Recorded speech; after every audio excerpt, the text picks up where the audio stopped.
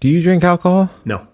Smoke weed? Nope. Anything? Never did anything. Really? I am the most boring cat in the world. No, that's I was incredible. a designated driver. Like when I was 15, everybody I knew was be drunk and stuff at gigs, and I'd make sure everybody got home and stuff. And I was around so much negative stuff, people on bad acid trips, people on heroin, and a singer that was our lead singer in a band I was in died of a meth overdose. And I just saw all this negative stuff, and I went, why would I want to do this? I'm too much of a control freak. I think if I was to get high, I'd fight it.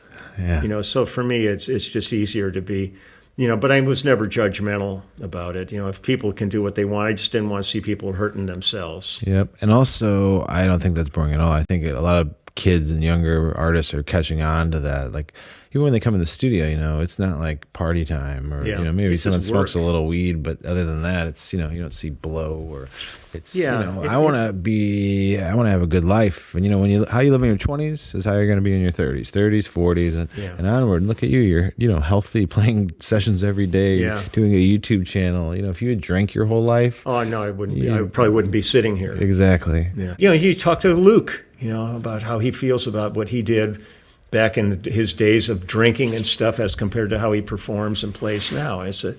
He was always a great player because I think he's one of those guys that was always going to be a great player.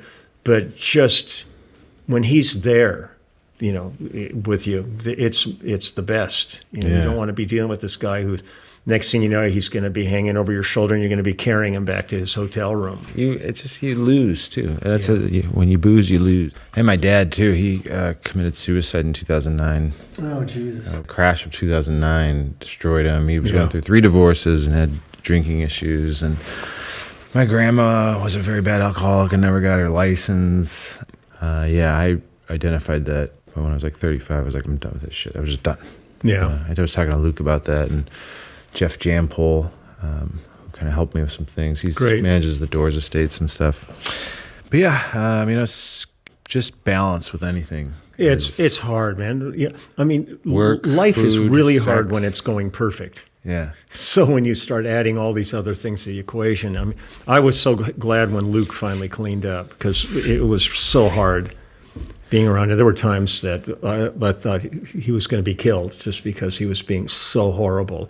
Yep. And I ended up a lot of times, like when I was out with Toto on the first tour I did with them, he'll just come back and say, if it wasn't for you, I don't think I would have made it through the tour because I always had his back. Yep. Because we're about 10 years apart.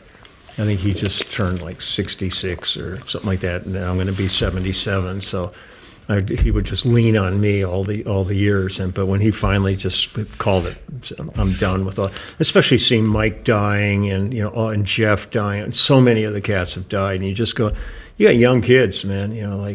Your older kids they got their lives, but you got little kids too. So be here for them. Don't fuck this all up. Yep. And also, things just get better. I'm dealing with an artist right now who's a very bad alcohol problem. She's a girl.